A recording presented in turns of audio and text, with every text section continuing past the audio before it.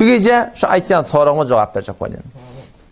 Soru yani bir akıllar bunu berdaş edip bilenak yani. Nezre oluyor deyip du. Soru ne mağsın ne? Soru bizden. Soru Mufti Merdani'den. Soru şu bizim Alpbariye Marahim bir sürgünümüzden. Ki ne yaparım oluyor? Siz yaş ahum olup ulukon ahulun aytyanına sizin aytyanlarınız ters ediyor. Geliyorlar, ola eminliği aytyanlar siz günah deyip doğun diye. Ola halal deyip doğun diye siz haram deyip doğun diye. O salamlaşıp doğun diye sen şunu günah deyip aytyan diye.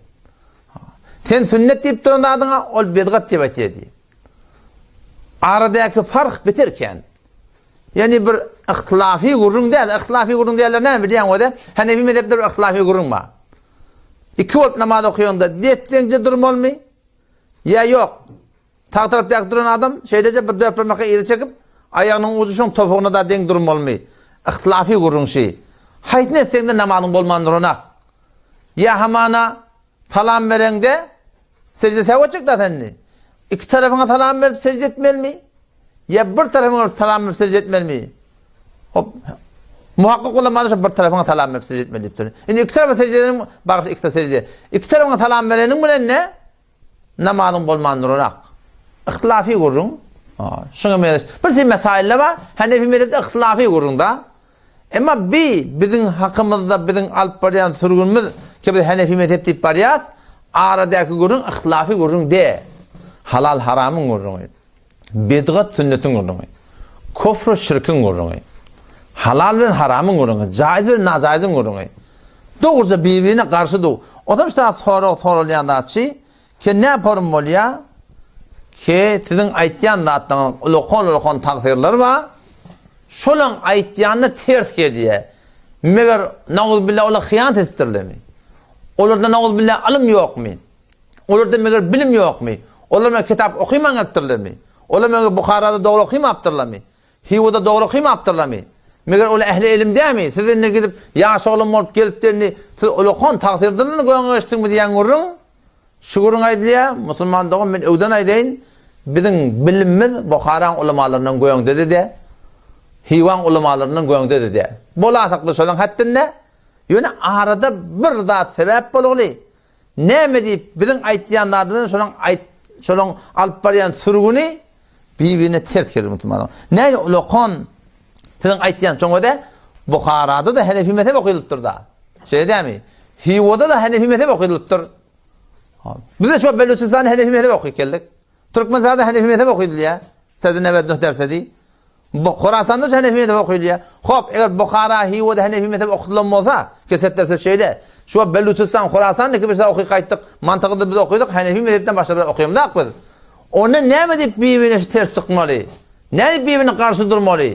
Ne mi deyip birbirine şu bir aslında bir onşor yalak diye yağdaya gelmeli? Şunu bilmem Müslümanların aydatın böyle. Ulukon takdirler bilmeyaptır mı? Yok bilmesinden gurrun diye. Arada bir gurrun var Müslümanların. Ağla ben size açık edeyim. Şu an bizim öğüt keyfimizde biz bilen hem fikir hem akide adamla mantıklı Türk meselede penca biz var. Az cemaatte bizim şu aytyanda atlamın hakkında az cemaatte biz. Yani bizim öğüt aramızda ne ihtilaf düşürü? Şu ne yaparım şey doğru değerli ayırmaklığın hakkında ara tefavütüre şuguli. Şunun için bunu ara sılttı. Yoksa hiçbir zahidan okuyup gelen, hiçbir tebliği, hiçbir Beluçistan okuyup gelen, hiçbir Khorasan okuyup gelen, hiçbir Hindistan okuyup gelen, o hiçbir Pakistan okuyup gelen, hiç yokta ayıp başarmaz. Ama Allah'ın ayettiğin gibi Hanefi mezhebi tertip başarmaz yani. Hiç yokta başarmazlar. Yani ne yapalım? Bizim aramızda kurun şuguli. Şidatlar ne yapalım ayrılmalı. Orada bile doğru değerlerini, ben de bile doğru değerlerini. Yönetim ne yapalım ayrılmalı. Gurun şunutun. Arada yani oturuşunda, dertleşende hafız gayret etip durla ki anırda bir gurun ma hem meteşin hem döle hem zeban bolmaklı kıymetli. Dikkat edin Müslümanın o da. Şu gurun ağlayacak koyan başardığımı orada kaval alfazla bilen, yumuşak alfazla bilen aydeyin. Ki men ustadım Mevlana Mehmet Yusuf Hüseyin Pur rahmetullahi ma'amur beren ulukon netikatı şey kepleten, kitap yazsan, hayta bir dinin gurun bersen, şu form yazmalı, şu form bermeli, keten düşman bolup duran adam tagat etin tenkebin eşitmeklige diye. Yokum sen öňe düşmanlyk artdyran adam bolýanda. Wa qul li ibadi yaqulu ti ahsan. Behterin ki baytip. O ne dip? İnne şeytan yenzagu beynehum. Awal şeytan araqda ol fazlany. Nünkden ötüp beterletjek bolýan. Şo taýda men säýden başardygymdan şunu gawturatynda täwil edip, tawjih edip aýtyp bereýin. Ki muşkil nerede? Wada domsman awwalan eden wada Türkmen sarada namazi keba, mescidi keba, cemaati keba, huda diýilýär, peýgamber diýilýär, cennet diýilýär, cehennem diýilýär. Her bir gawluklar ki bename din bilen aramyzda ba, muňa hiç bir şek ýok ki şuň aňyrsy, şu biziň Buharadan, Hiwadan, ol ýankadan hem Dağıstandan, şo tadan hulata alym okuyup ya göçük gaýdan adamlaryň üstünden şu zatlar ýaýragly. Muňa hiç bir şek ýok. Hudaý näkerde aýtjak gurugum, olaň ýüzünde arap, olaň çeken dehmetin yere vurup, yo beýle bir zat niýetim ýok. Haka hak diýmeli, şo bennede öz aýyna şu Türkmen sara awal bir ýatymda çölmüşlikden näme bir. Meňe dädem fakiri, nire akıtıp bana molla kadiri tarava koydurlamıştık. Molla yokmuştuk ahim. Bir dağı arada tenahun tahsil edildi, elfazlar katanak bolsa, aytýar sen ölüğün näçeün cedet bolup yatardy diye. Eşitdiňmi şo gördüňni? Näçeünden soňram gelip cynada kıymana bir ahun taplamıştık ahim awal. Şu bir daraň diýemişdik awal. Ha, o yurtdan o yurda göçüp Türkmen näbe? Aňyrda bir alym ahun molla bizde bir ad boldy. O da olan çeken ehmedi gurun yok. Ne? Bu gurun kaldın ki bizim şu an hemen mebdasın Hanefi mezhebe oraya bolugly, okuyugly. Bu taraftan, burada da bu taraftan. Ne sonra minne bir taraflar Kurdistan'a karşı gittiler. Şeyh Osman'a bana hem gol verdiler. Bir tarafların Niftadan Maşad'a gittiler. O bir diyalıkta gidip Belucistan'a gittiler. O gurun kaldın, o sonra gurun. O anırsının gurun açacak oraya seni. Berdaki beyleşlere yarlan gurun. On başka burada sebep var. On şu taýda musulman doğun, men yani awal başa içe golýan gurugum. Hudaý näkerde geçen ulamalaryn çeken Ahmedin men yere salmak niyetim yok. Wagan Ahmed çekipdirler. Ýöne näme diýip siziň aýtýan zatlaryňy olahan tagdirler aýtmapdyr diýe-de. Şoňa jogap berjek bolýar.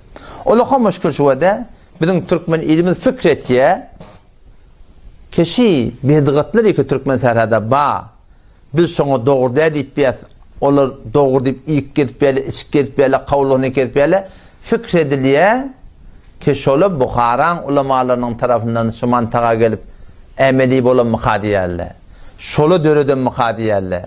Şola şon täýid eden mukadiyerler.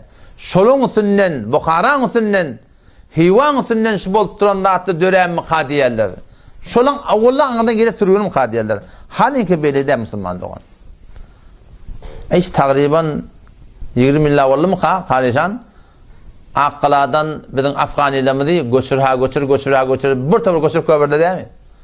Kümmette bizim Afgan avadımız var. Men bilyen Afgan ahullu Afgan mollalı var bizim mantagamızda. Bizim kadim Türkmen yani Buhara'dan Hiwa'dan ulamalarımız mantaga okuyup gelene şoluş tak gelip bir ýagdaýly bir muwajih bolupdurlar, karşı durupdurlar, ne etmelidirler. Olaň döreden adı yok. Orada tammeyit pişirýärler, öladat pişirýärler. Denanana yüzünü örtenak. Mehrem namehremin kem farkı yok. Qıydı oğlanla oynap beri oğlan tıkla bir de oğlan näme? Şey değil mi?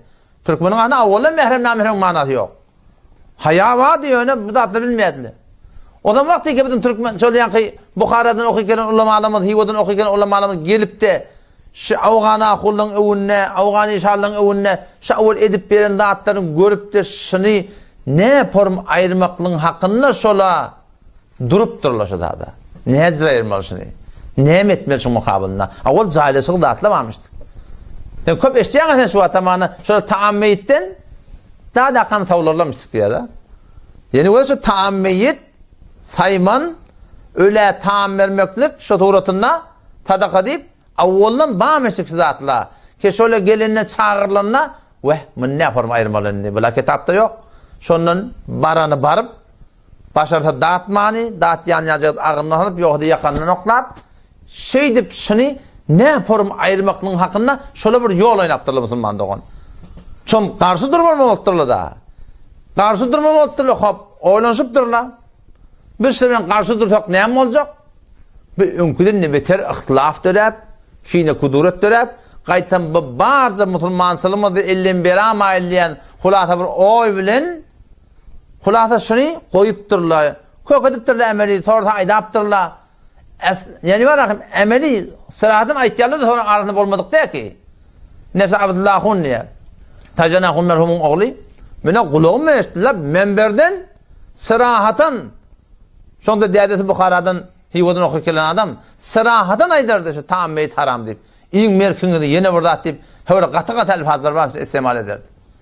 Odan şo da musulman doğumda şolar vakti ki mantaga gelipdirler Buxaran hiwan ulemalary şidaatları görüp ola awal döredügün de atmıştık, awal yürüyüp duran da atlamıştık, awal iýilip beren de atlamıştık, awal äminlik duran da atlamıştık, awal kawullyk duran da atlamıştık şular. On şola gelenine şulary ne yaparım aýyrmaklyň hakynda şo taýda bir ýol oýnapdyrlar, gynantakla şo ýol almany Toram näme goşulýan da toram.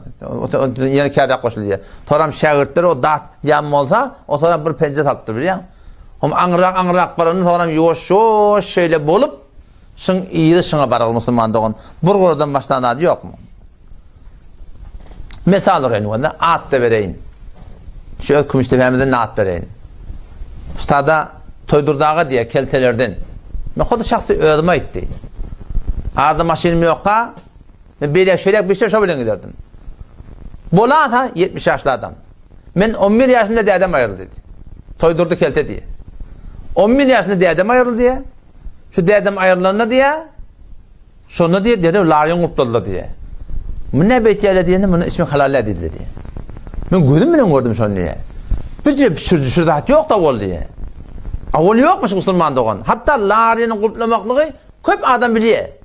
Sen şu an 70-75 yaşan erkekten de sonra, heleyden de sonra tağın hitti adam mı? Tağın hitti adam yolun hadi yanında. Yine oğullu işlerdi. Tağın hitti adam sırahattan aydırmıştık. Ölüğün taamlıyken en işi ölüğün etinin niyeni yalık diye badarmıştı. Sırahattan aydırlamıştık zaten. Yürüğün öldürüyor diye badarlamıştık. Hatta işte da çıkarıncıktan bir yerine adına Avişan burada dediler bana. Doğru men özüm soradım şondan diye. Molla Jafar aqqaladı men özüm şonu hal saňa beri işi bolup baranna diye ol maňa aýtdy diye men ýaşaýan taamdan da atdan gurulmalarına men şonu aýtdym diye mundan meýle itlerini de urşak bolar diye aýtdym diye. O näme diýip şöyle pişirilýän şu itlere berýärler. Şu itler mundan meýle urşak bolar diýdim diye. Adam da yarar mundan meýle diýipdir da. Şuna meňdeş kepler baragynda 60 ýaş, 65 ýaşandan sorasaň hemme taýtdy ýaşany. Dogurdak diýip. Mene Ilyas dedim, Ilyas Pelwan ýolma har ýanna. Arada barahym Hıdır adam aýrylanyna. Hop şonu men ýanyna bardym. Atam gelmediňe beýle şeýle, işim bolup gelmedin de şondan. Sonra gijenek bardım. Om tadaka beýle şeýle gurulmagyna 60dan ilek ýaşan adamdan men özünden toradym. Atam awul bilatda ýokdy diýdi. Awul bilatda ýokdy diýdi. Odan şo da musulman doğun, gurun şoň utuna wede, şaňyrdan gelen ulamalar, şo milletçilerde kimden eşitdir? Dogry diýip, Şo Buxaran ulamalaryny eşitdir da şolar. Hiwan ulamalaryny eşitdir da şolar. Geçenki jerde men aýtdym ha. Men alekem Qadiler Nemani, Molla Abdülmelik Rahman gaýnatady, men alekem şu gargyda. Hawa. Aşrahun Nemani'den ogly Qadirjin o sırada men dostum da maňa aýtdy, dädem aýtdy diýe Qadirjan men ölsem meňinden toy tutma. Hiwada okuyken adam şu. Toy tutma diýip aýtdy. Toy näme edýärjan? Onu milleti çağırıp taam bermedi diye. Garibin gelinde bir dadyň ene 5 fas şo maňa gelir o gelmer diýip aýtdy diye. Peton ne wada şu aňyrdan Buxarana gelen ulamalyň şydatly şolaň döreden dady de. Belki awallan bamışdyk. Ulama Buxara şo ne ýapar aýyrmaklaryň hakynda mutassifana muwaffaq bolmadylar yani. Şu bir gur. Ýene alekem ýene at bereýin. Men bu dostum Abdul Kadir Haşimi diye.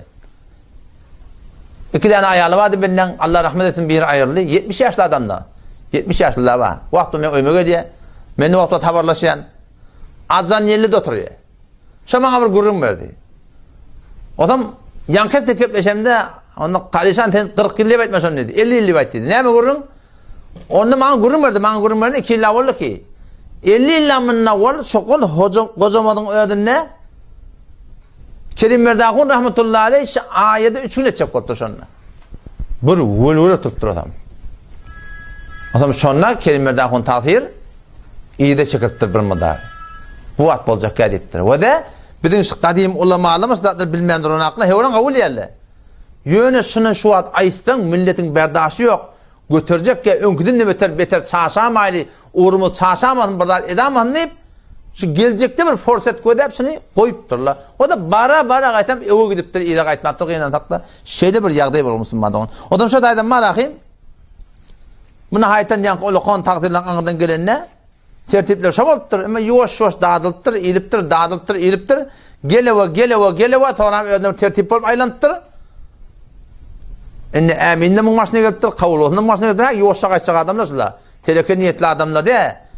Şu millete düşündürüp bolana, kaçan edip bolana karşın deyip yağış niyetmeyen gelip adamlar iyidim optala optırlar. Oğlum sonra şagirtle de bana önküdünü güçlendiriptirler. Hakkayt emin kavulosun. O zaman biz aktiki anırdan geldik. Gördük size atları. Önce hususi oturuştuk. Hele daha koluk bolmadı. Çeyremi tökedip başladık. Sonra çeyrelerini tökedip ne mi? Muhalefet etme oldu da. Sonra ipi elle. Eğer e-mail değilse millet ne diyecek? Avul ne iyi yedin diyecek. Eğer şey yanlış değilse millet ne diyecek? Avul ne aydan ak diyecek da olur. Beyadek şagirtleri. O hot ustada muhalefet başladı Müslüman'da on. Yani şimdi anırtın o deyende bir ilmi gurun değil yani. Suratında şuurun ara geliyor.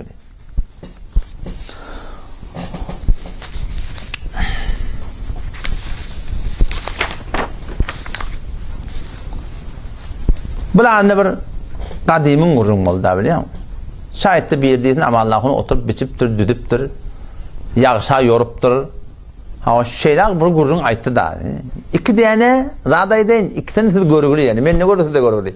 Aynen şu Bukharan ulamalarının tertibi anıdan hakkı çünük gelişi alak, hakkı bilik gelişleri alak, Türkmenistanda sondan başladı. Şöyle hakkı gelip doğru turatında, kamil turatında çeken ehmetlerden kalmıyor ha. Şu bedgatları ayırmakın turat hakkında şöyle muvaffak olmayıptırlar. Aynen şıda Türkmenistanda biz iki taraf beni boluqlayın. Bir kim muhtemelen cemaat tebliğiyle muhtemelen. Ben cemaat tebliği bir yıl meşansına gittim. Bizim ustaatlamız hem pirlemiz hem cemaat tebliği. Şu an cemaat tebliğinin düşünen daha da bilen düşünen adam hiç farkı yok. Aslen muğranak yani. Onu ne tertöz terbiret? Bilen terteş veremedi şu an. 4-5 yıl terteş ketbeldi. Ne meden süreyim? Ama Allah ona ayet yani yanlış diyene ağla. Ola bir yaxşı niyet adamla. İşte ayırmaklığın yoluşu diye diyorlar da. Karşı durup ayırışmalı diye. Koşulsup yumuşaklık bilen yine burada edip bara milletin arasına girip o zaman ayrışmalı diyen gurun ayttılar. O bize soran kitaptan ne koyduk? Fezayl amalın ödünü yadığılı. Ki koşulmaklığa icadı yok. Keplemen durardın deyiptir. Koşulmaklığa icadı yok deyiptir. Fezayl sadakattan ne koyduk? O nihayetten şola da yok tam mantığa Türkmenistana gelirlerine bizden öyle unşarak zahmet çekiyorlar ola. Cemaat tebliğ edip veren adamla 40-50 yıl ver mantıqada var. Bir dünya gelip gelmeyek ola bağmıştık. Zahmetler çekiptirler. Avval şola da bir başlayacak bolupturlar. Şu Bukharan ulamaları yanak bir yol oynaptırlar şola. İymeyecek bolupturlar. Barmayacak bolupturlar. Koşulmayacak bolupturlar. Hatta ağıtlarına tadakı imeyen nakıttırlar. Geçen hafta mümkün bir gurum mektubu tutuşu benderden biri falan tebliği akında men katını arat ne deyip şonu tadaka veremizde iyi mi dedi betiydi. Şondan katını arat. En hakem şu kötünün ödüne bolan gurum kötükte yaşap yedik. O zaman yankı goştoku peren atlamız bir mantığı da kullana var. Bazen ahun tahir merhum şöyle de bir hak düşünen adamla, bilen adamla. Başlasam da ödünden başlayın deyip ayalı ölünne şu ayet 3 gün deyip ayet şu. İyilik, cayda çeken, carda çekenak, CD'de uğranak, şu modernaydan akıyor, sadece yoğuşuştan. Völ kötün öyle. Gelimde oba başa formalı kullan. 3-4 böyle koddur. Kulli mantığı Türkmenistana dokulmandır lahımşalar. Oo, oraya mı? Vehhabilik belli oldu hadip. Takdir için ödünden başladı. Karasını bir yerden başladı da benimle. Sonra taşçıvırnak ulamalar, ahun, oğullar da atlar da alıp götürdüler, deliller bilen, atlar bilen. ve Kur'an'ın yani namazdan sonra sünnet tertipte sünnetlerden sonra Kur'an okuyuyor adet yüzünden, revacı yüzünden o da sünnette yok. Her kim okuyacak öyle okuymayan Kur'an aytti. Bir völ sallamantaga doful her yerden sonra ne metli hot iyide çekildi. Ağram güçlü. Sonra ne mi dedi ola? Yaxşı niyet adamlar bu tertip bilen boljakka şu milletin adet tingeyli, yumşaklık bilen yoş ayrarsıp nemetmene vardılar idi, koşulmana vardı son. Yoksa ola da biliyor şulardan doğrudan biz de biliyor. Yani o da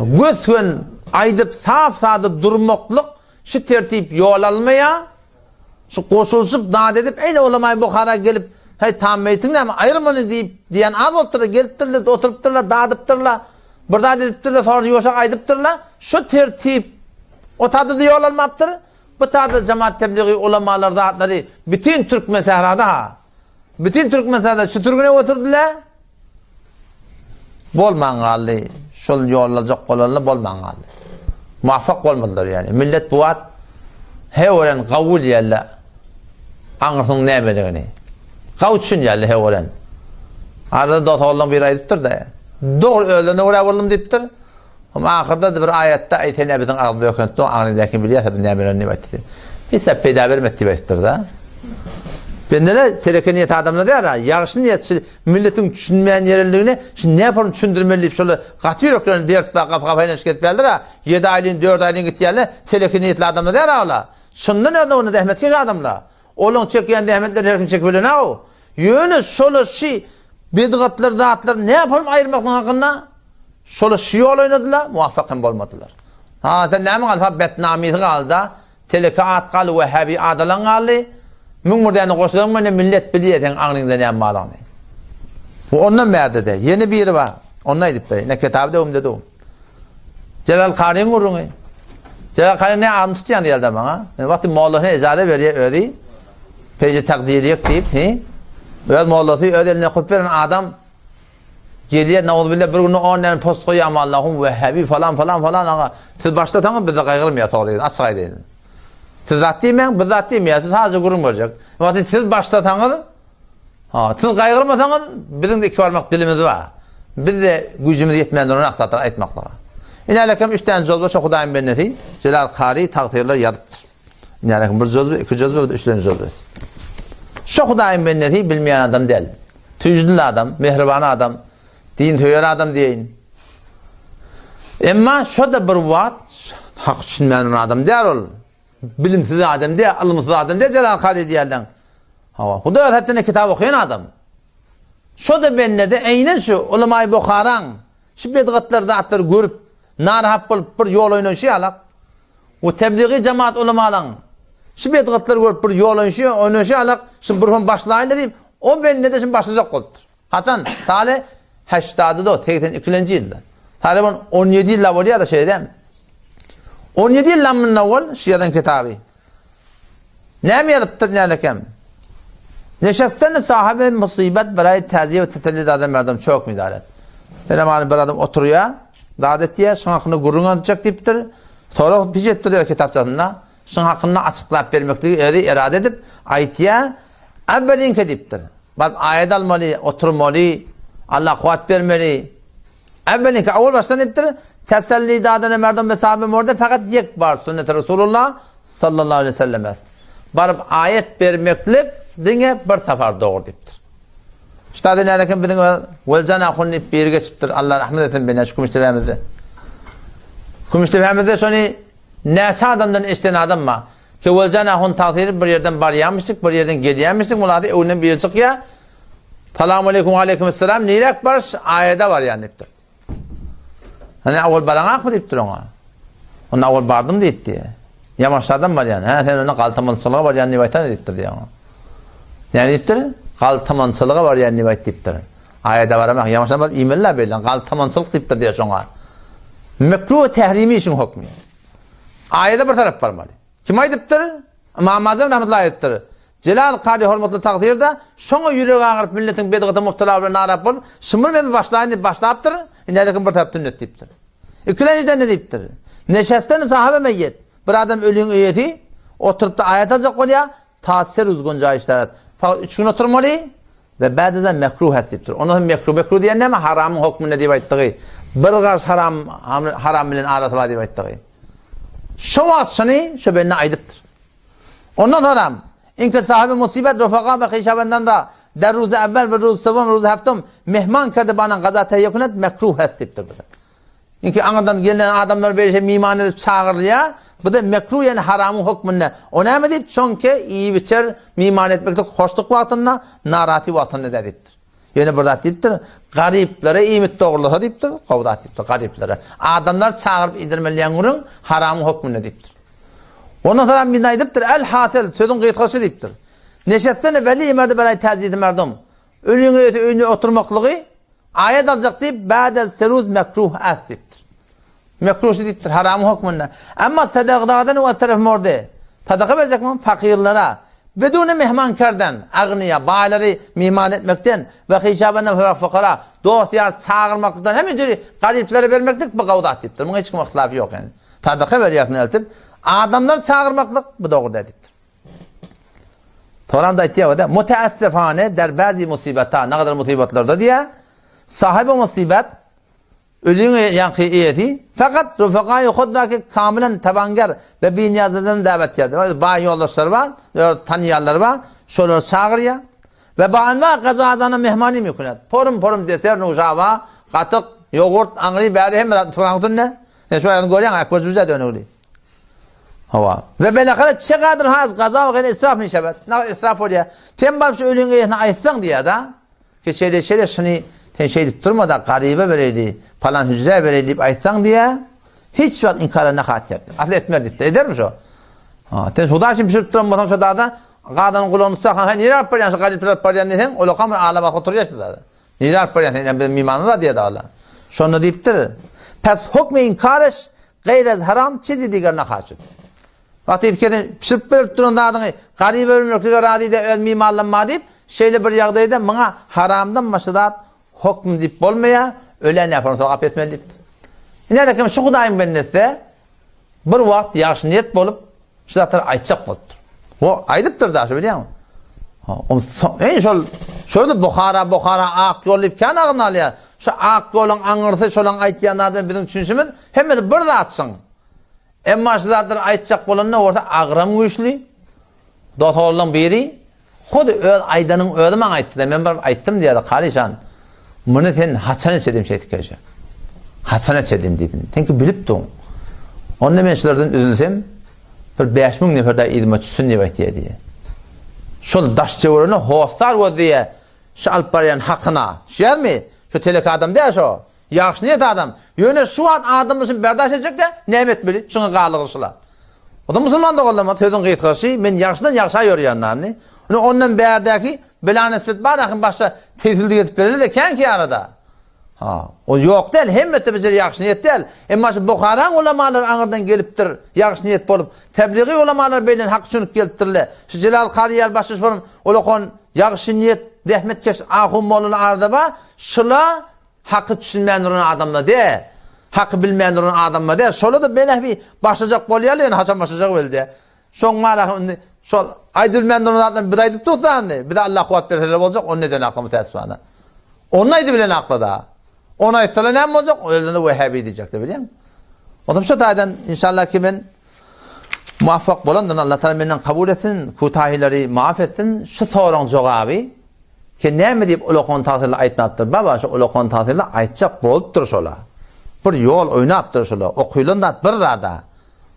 Şu Bukhara, Hiva, Khurasan, Beluchistan, Hindistan şunun himmeti bir zat. Ayda bir zat de. Bukhara darganına oğlum nereye gidiptir? Türkmenistan'a geliptir diyen mi sen? Türkmenistan'a da geliptir bir model. Ama güçlüde nereye geliptir? Güçlüde Hindistan ve Pakistan'a geliptir. Bukhara'nın ilmi göçüp Türkmenistan'a gelen adı yok. Bukhara'nın ilmi Hindistan ve Pakistan'a geçiptir. Delilin ne mi? Delilim şey. Var hücren kitapların gözde 100'den 99'u ya Beluchistan'ın ulamaları ya Hindistan'ın ya Pakistan'ın ulamaları yalandır, bodandır hem de şerfrenşörüdür. Arada bir hücre baramızda aytyanma bir 5 yıllar bolsa ne mi olacak? Alımda okuymanı Hindistan Pakistan'a gittiğiniz dedi. Şu hükümüştür hem de Teymur Karaca diýende bir şoda ýaşaglama şo toradı menden şonu. Şu jerde otyha, şu Teymur Karaca menden toradı. Siz dedi, ojak alınmaka, Bukharadan gedilen alım, ojak baka, tünden teoriýa gitýäňiz dedi. Men heşo ojak diýenden bir gandartyla bir kiçekkä dedim. Gandartyla bir dedim. Kaptan yak taqdirden toradım, taqdir sen öňüň aýt dedim. Şu okuyulýan alımlar, zatlar, Türkmen serada, Türkmen taqdirlen haýty bir kitap ýazdyr dedim. Usul Şaşini, Türkmen ahuli ýazdyr. Nurul Envari, Siracini, Nurul Envar'ın haşiyeti, Siraci'nin haşiyeti, Usul Şaşi'nin haşiyeti, Şervakaya bir dokuyat, çapı nireti, haşiyeti nirenki, Türkmen ahullan kumi. Hindiyan, yadılmatı, çapı, kiminki, Türkmen ahullan kumi. Reddül Muhtar, Türkmen ahullan kumi. Şervakaya, Türkmen ahullan kumi. Haydi bir Türkmen ahullan kumi. Asıl şey, fıkılı keydanin o, Türkmen ahullan kumi. Men dedim sen şu Türkmen ahullan, hayti bir ahullan. Men o başta ettim ha, çekende Ahmetlerim ile karmıyor ha. Yöne şol ilmi ki Bukhara'da bağmıştık, şu ilim götürülüp, tabi tuğratında, gücü tuğratında Hindistan'a, Pakistan'a geçiptir şu Müslümanlığı. Bizim Türkmen seramda geliptir, yani bir çeti geliptir. Ola düşünük geliptirler ki yöne şu hakkı oturmaklıkta yol oynattılar, yol almaptır. O da ben ona dedim ya, sen şu dedim, ocak diyen almında sen bir kandar dedim.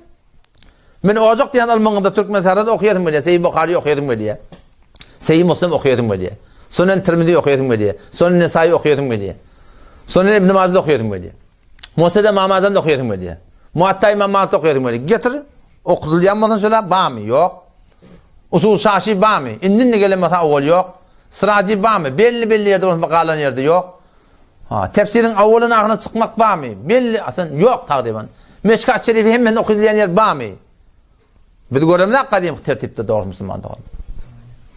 Hedaye mı da? Hedaye bizim lab Hanefi meden manakim fukarat birinin onurgos diyen yalak. 4 yıl şu umumi Türkmen sarada bir yılda okuydular.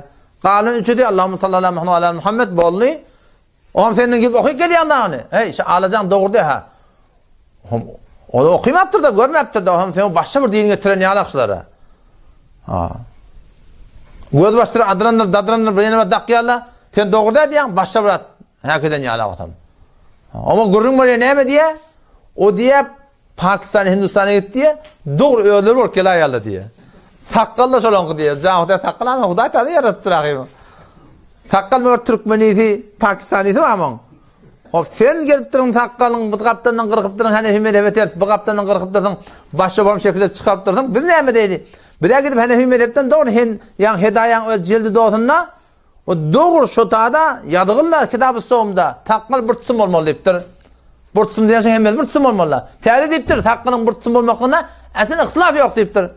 Gurun şu bir tutumda idafat neyem etmeli. Şonda gurunma deyiptir. Ne lakin bar hedayen okuy. İkilenci cilt galiben sefet divisiyedir. Kitabı soğumda yadığınlı. O da Müslüman doğun. Yani sözün gıyıtkası beter kematını almayın. Şol kadim ulamalarımız Bukhara'dan, Hivo'dan okuyup gelen ulamalarımız. Hol Dağıstan'dan göçüp gelen ulamalar. Şular hakkı bilyen alimler, düşünen alimler. O şu mantıqada da eyni bizim düşünüşümüzü yal ola düşünüp berenken, alımıga da qatı bilinken, bilmege de qatıken, ada adamda da ola yöne şonu yürütmeklikte ne yaparım yürütmeli. Hom olar aşa forum yumşaklık bilen ara gelip yürütecek koyar. Bir gözümden görüp tuta yol almanı. Hom bir de dedik illa billah gerdenim Allah. Bir de koşuş körtüğünü peyda görmeyaptır. Qaytan gün betnamini de artıptır irin arasında. Bir de şu dost doğruca duracak. Allah tevfik versin. Bunda adam işinmeyende de gelin gelir ilerlekemşi gelmeydi bilmem ne. Adamın hidayeti begene bilmem ne. Adamın hidayeti Allah Teala'nın men ulukan gaygıymışı men imanlı gideyim. Bana ulukan gaygısı adamın hidayeti ol men ikileni çekecek demedim. Ben de hemen çekmeli ona. Hidayet men dedi ki menin sabit kadın durmaklımın Allah Teala'nın fadlı. Menin şu yola gelmekimde Allah Teala'nın fadlı. Hemmicemin Allah Teala'nın fadlı. وَلَوْلَا فَضْلُ اللّٰهِ عَلَيْكُمْ وَرَحْمَتُهُ مَا زَكَى مِنْكُمْ مِنْ أَحَدٍ أَبَدًا diye Allah Teala. Allah'ın fadlı rahmeti olmasa hiçbirini düdüğlü adam olmaz onu deyip soktay Teala. Hiçbirini deyip de biliyor musun? Otur şu tayda inşallah Teala hemmet edeyli.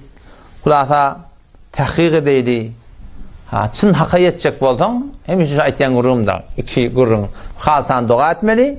O mezhebinden sorap dur. Şu arada bir basralla var. Şu arada bir inni güjürge lan. Şunun emin iptir nagdırlı bilen. Kavulluğunu iptirli. Inni beter güjürge. Inni mezhepten delil tabanak şol hadise yapşyallarını.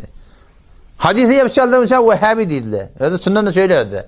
Ente çıkıda hadise yapşyalları Vehhabi değildi. Şol fıkh bilen işi yok. Inni bilen şey etdiyen manakım halaf sünnet dağıtlarına fıkhtan delil yok. Ne etmeli? Hadise yapşyallar. Şu ataman evliyalar çağırmalı olsa fıkhtan delil yok da onlara. Hadise yapşyallar.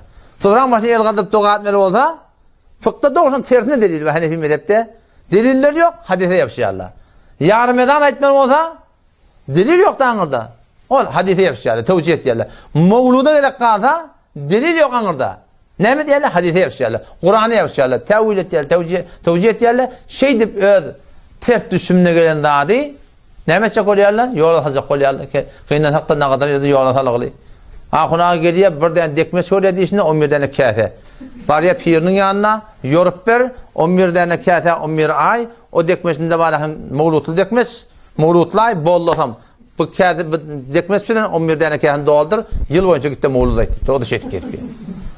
Doğru değil mi? Tahsilleri kurulmuşta şey değil mi? Haçın deliller yok.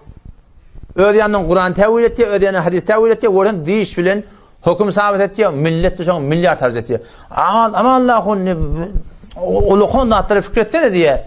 Taamme etip yapsaptırın diye. Ben de şu taamme ettiğinde neydim? Fakat yıla birçi yıl yete bir ovadan, bir şehirden hesap et, yol masaliyen 1040 öy diye, 1000 öy diye illanı. Her gayeti ol, 7 günde neyse harç soruyor, öyle işimi de yok. Ay doğru ben de işimi de yok. 40 ben de işimi de yok. 100 ben de işimi de yok. Fakat birçi yıl yete adacığı 1 milyon harç soruyor. Adacığı tokluldurup verin mi ara ona? Hava, hem akşamını hem erteni sağırıp verin mi? Neçe oluyor? 1 milyar oluyor. Yani fakat yol masaliyanın önünden 1 milyar fakat tam meyitine gitti. Kaçke fakat bağlakın cübümüzden gitti otamıştık. Mekruh tehrimi. O hem o taraftan eğer tağiri oğlan uşak sol hakin sünni bolsa o da haram tereken sünni. O hem ibadetin kabul olmaya. Ama izinden tana verdi. Ne kadar bedbahtı geliyor adam. Hudaytan gözünde çok sebep oluyor. Birçiden fakat tam meyitine. O da fakat birçiden yildiyeten kuruna. No mevludu sen hesap et, belge pakşet yerler şeyler. Esin nebisi ettiler, erti onkuda, öğlen onkuda, akşam onkuda, erti onkuda, öğlen onkuda, akşam onkuda. Şöyle doldurup koyupturlar. Milyar har söylüyor. Millette şöyle şeyde kadar ters tuttular Mevludhani'den. Mevludhani ba yıla bir gün ma hava. Geliyor bana, ama Allah'ın ne? Peygamber bolongun falangun şeyleme hava. Adamlara ait meçhide geldiğinde dinden gurun varacak. Peygamberden gurun varacak. Siratinden gurun varacak. O bir surut okuyor, Peygamber irade yok. Şu bir günün adı ne de yerçeli yok deyip Hanefi mezhepte. Böyle ne yılı 10 kay içip gidip yerler biliyor musun? Tep tutup dururlar. Aham şundan emin. Sen ait şuna ters, şunun karşısında durmalı mı ya durmalı değil mi dahil? Gördün mü yani görüp de canın yanı yeter zatlara. Ne kadar harç oluyor zatlara. Kaşke fakat malın harç olmakla olmuştuk. O da değil imanını, dinini hemmelerinin zir salıp durun zatla bakayım. Şun sünne bağırsan tədem veren hakkı güçlendürüp dururlar. Kafinde çık koyuyorlar, Peygamber geliyor deyip hakka şey duruyorlar koyuyorlar. Aslında bir Hanefi mezhepte batılun minel ebatil deyiptir. Molla Allah Leknevi rahmetullahi aleyh şu Mecmu'tur Risalina 5. cildinde galiben 35. sefretinde sınavdan yadırılır. Batılun minel ebatil. Kim ayette Hanefi mezhep ayette? Ben ayette ki o tur Peygamber geliyor. O da eline belen gol yaptır. Tellette kellesinde. İnelekim ne billah Peygamber kadar sen vakti gelmeyen vakti bol ha. Turun. Ey Huday burası heyran galiyan da sen bolup versin. Onu gülötün geliyor hem ağlatın geliyor sana. İki böyle bu Vehhabidir diye.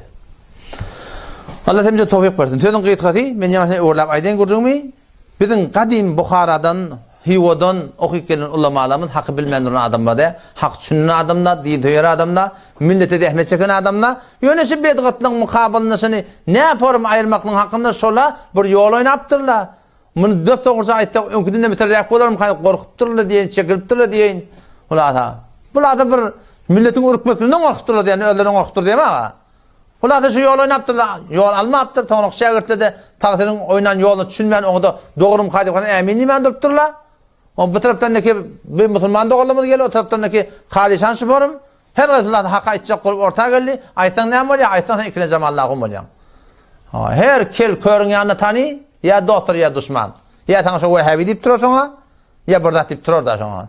O buradan çıkman tayar bolma bolyan. Arkan boşalman tayar bolma bolyan. Ağrım o işli. Arkandan hancar vurmaktan tayar bolma bolyan. Nihayeten näme öňünde namaz okuyman tayar bolma bolyan da. Açık görürüm yani. Açık görürüm. Men yoğun barjak bolma mescide. Ay diptu da. Öde ehl tevhid, he? Ama Allah'ım men görürüm bolar diye. Öde ehl tevhid öde. Men görürüm bolar diye. Ha da men dedim düýünde şu nersen bir habar getirdi bana. Savaş form ama Allah'ın doğru duracak olan ödün namaz okuyma tayar olmalı. Men dedim Peygamber Hudadan hak edip 3 gün Şabe bitapta Kabe'ne perkittir dedim. He? Şabe bitapta Kabe'ne perkittir Peygamber Huda sallallahu aleyhi ve sellem haktan çürüyüm şey değil mi? Biz bugün bir mescide salmanın olmayı Allah yollaşar inşallah Teala. Hadi inşallah Teala. Eğer Hudaý bilen tanımy darsa bu kynçylykda bolmasa bolmar ha. Şule bilen adam taýlan ýa-da şey değil mi? Şule bilen ýüze çykmalar biz. Ýokdam haçan tyna bolmaz biz. Allah temizle tawfik bersin. Vesselamu aleykum ve rahmetullahi ve berekatuhu.